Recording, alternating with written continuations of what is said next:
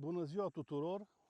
Astăzi vreau să vă povestesc despre ce fac eu în momentul în care, eu ca consultant agricol, în momentul în care intru într-o fermă. În primul rând, mă interesează pe ce lucrez, adică ce tip de sol, ce face pământul ăsta cu care lucrez și al doilea este cu cine lucrez. Deci este vorba de relație umană. Despre cu cine lucrez în alt episod. Astăzi vreau să vă arăt, toată lumea are această lupățică, ce fac eu chiar dacă avem analiza agrochimică și mai ales dacă nu avem analiza agrochimică. Ok. În primul rând, eu fac un lucru și anume miros pământul, miros solul. Mirosul solului îmi dă un indicator ce tip de sol și ce am lucrat eu până acum. Un sol care este cu miros de ciupercă sau, dacă vreți, mai plastic, atunci când intrați într-o pădure după o ploaie, un miros specific.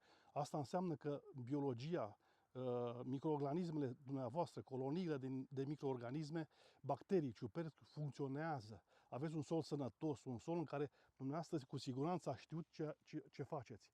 Asta e un lucru foarte bun. În al doilea rând, vreau să vă spun că există soluri care nu au miros. Aceste soluri care nu au miros sunt soluri bolnave. Ați folosit în exces pesticide, îngrășăminte, ceea ce nu este în regulă.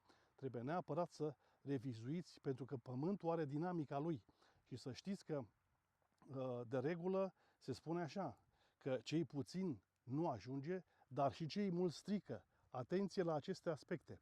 Există soluri care au miros de rugină, adică efectiv miros de rugină. Asta înseamnă că aveți oxid de fier și de aluminiu în exces. Toate elementele nutritive, că sunt macro, că sunt micro, sunt blocate și nu veți reuși și vă întrebați de ce, cu toate că am fertilizat cu X sute de kilograme sau vorbim în substanță activă zeci de kilograme de îngrășământ și plantele nu evoluează așa cum îmi doresc. Aveți grijă de pământul dumneavoastră, este cel care ne suportă cu bunele și relele noastre și este important în prima fază să știți pe ce lucrați. Asta înseamnă că atunci când aveți probleme trebuie să ameliorați pe acest pământ, acest sol. Trebuie să veniți cu amendamente pe bază de calciu. Există companii, există societăți care fac acest lucru. Mulțumesc că m-ați urmărit și până data viitoare vă urez să aveți spor și succes în toate aspectele vieții dumneavoastră. La revedere!